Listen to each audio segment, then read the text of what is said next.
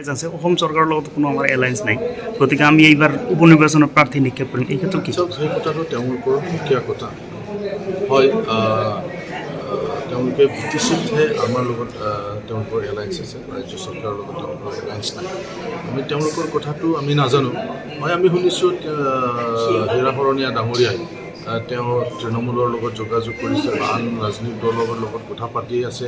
এই কথাটো আমিও মানে দেখিবলৈ পাইছোঁ সংবাদ মাধ্যমৰ যোগেদি, কিন্তু তেওঁ কি কৰে তাৰ ওপৰত নিৰ্ভৰ কৰে। তেওঁ যদি আন দলৰ লগত তেনেকুৱা যদি এলায়েন্স কৰে, তেতিয়াহ'লে হয়তো BTCৰ যে আমাৰ এলায়েন্সৰ সেই কথাটো আমিও হয়তো ভাবোঁ।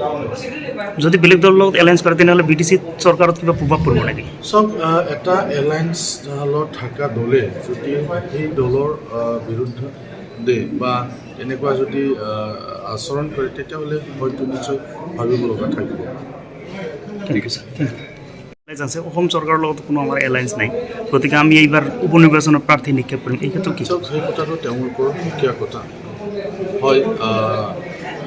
তেওঁলোকে BTCতহে আমাৰ লগত তেওঁলোকৰ এলায়েন্স আছে, ৰাজ্য চৰকাৰৰ লগত তেওঁলোকৰ এলায়েন্স নাই। আমি তেওঁলোকৰ কথাটো আমি নাজানো। হয়, আমি শুনিছোঁ হীৰাশৰণীয়া ডাঙৰীয়াই তেওঁ তৃণমূলৰ লগত যোগাযোগ কৰিছে বা আন ৰাজনৈতিক দলৰ লগত কথা পাতি আছে। এই কথাটো আমিও মানে দেখিবলৈ পাইছোঁ সংবাদ মাধ্যমৰ যোগেদি, কিন্তু তেওঁ কি কৰে তাৰ ওপৰত নিৰ্ভৰ কৰে। তেওঁ যদি আন দলৰ লগত তেনেকুৱা যদি এলায়েন্স কৰে, তেতিয়াহ'লে হয়তো BTCৰ যে আমাৰ এলায়েন্সৰ সেই কথাটো আমিও হয়তো ভাবোঁ।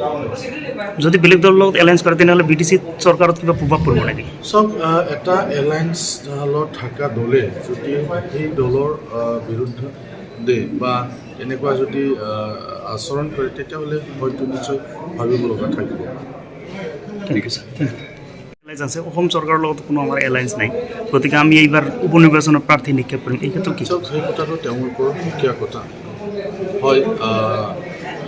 তেওঁলোকে BTCতহে আমাৰ লগত তেওঁলোকৰ এলায়েন্স আছে, ৰাজ্য চৰকাৰৰ লগত তেওঁলোকৰ এলায়েন্স নাই।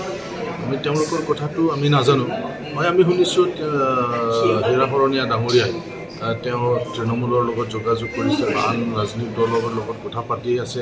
এই কথাটো আমিও মানে দেখিবলৈ পাইছোঁ সংবাদ মাধ্যমৰ যোগেদি, কিন্তু তেওঁ কি কৰে তাৰ ওপৰত নিৰ্ভৰ কৰে। তেওঁ যদি আন দলৰ লগত তেনেকুৱা যদি এলায়েন্স কৰে, তেতিয়াহ'লে হয়তো BTCৰ যে আমাৰ এলায়েন্সৰ সেই কথাটো আমিও হয়তো ভাবোঁ।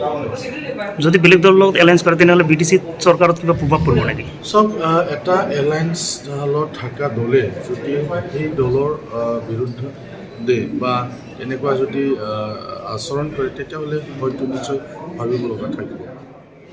ঠিক আছে।